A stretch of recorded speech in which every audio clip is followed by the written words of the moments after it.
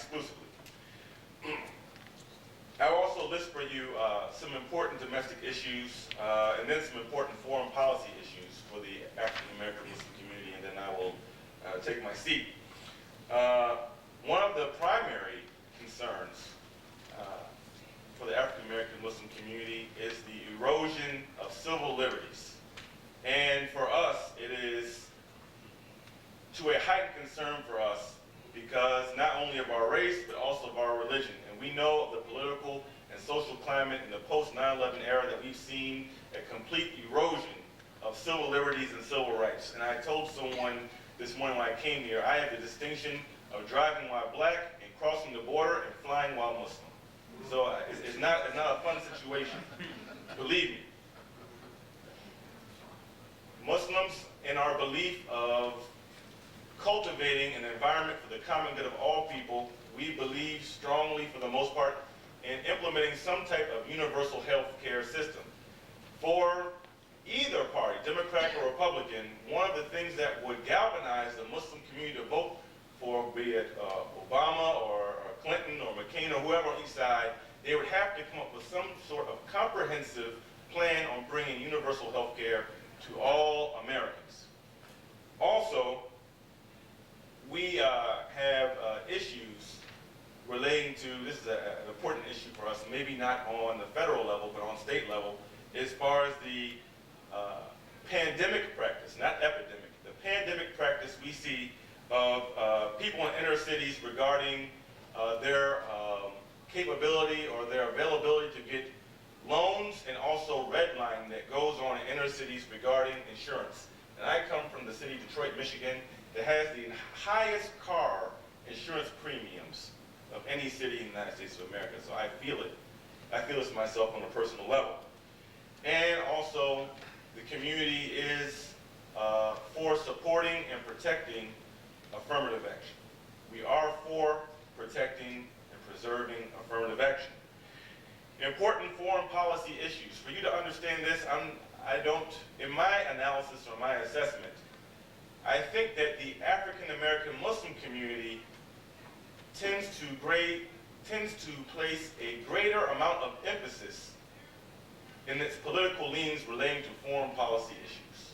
And this derives the whole concept we have called Ummah. It's the universal Muslim nation or the Islamic diaspora. This is called Ummah. So anywhere in the corner of the four corners of the earth, there are Muslims. The largest percentage of people on the African continent, the largest percentage of people on the African continent follow the religion of Islam. So obviously, those issues, be they African countries that are predominantly Muslim or those countries where Muslims reside with their minority, these, the social circumstances, and particularly at the top of these being Darfur, is, and the whole situation in Sudan is one of the very important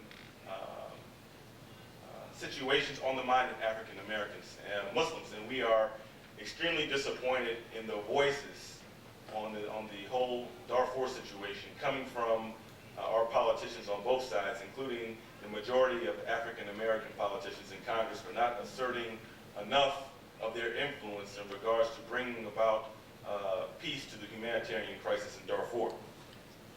Let me also say that, in general, the African American Muslim community is totally against our nation's meddling in the internal affairs of sovereign nations under the guise of the war on terror.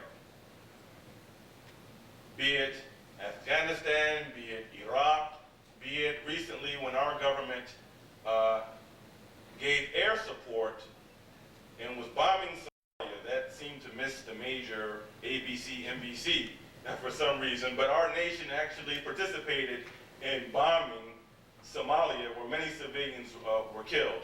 And we've all along, our government supports certain rebel factions to go to try to destabilize governments in regions all throughout Africa and Asia, and we're totally against this as American Muslim community.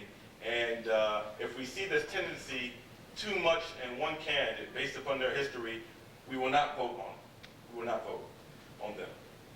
Also, in relation this, our community is strongly behind the withdrawal of Iraq immediately, and we believe that we actually started a greater problem and opened up Pandora's box, and we believe that the people in the region and the Iraqis themselves have enough intelligence and have enough moral fiber to solve their own problems. It is not the white man's burden. It is not what we call American exceptionalist attitude that Americans have to come and just fix the problems of the so-called people who lack sense in the third world. And in conclusion, another important foreign policy issue for African American Muslims, obviously, for us, is that we seek and we practice in voting on candidates of a candidate who would like to submit or propose a just solution to the Palestinian-Israeli conflict. A just solution to the Palestinian-Israeli conflict. And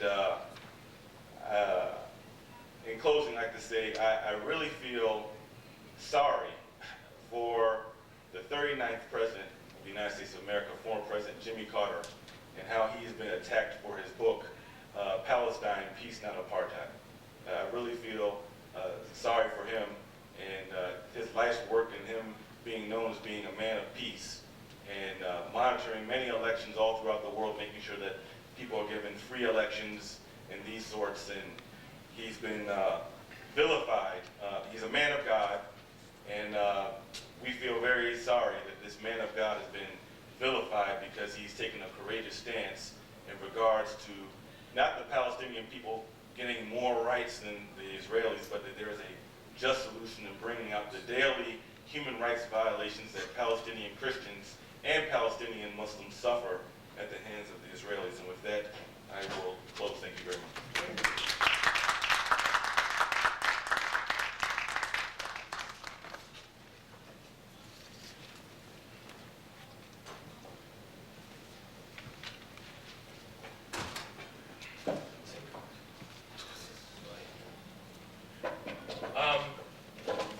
I would like to briefly pick up on a number of points that Floyd and Osahar made regarding the general question of faith and politics and sort of in the black church and the black faith community, and by way of a sort of historical clarification, just factually.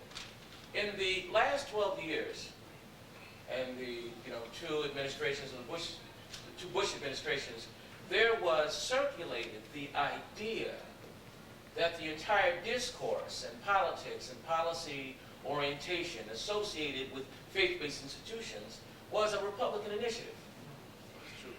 There is a myth, a dehistoricized myth, that said that this was an initiative of the Bush administration.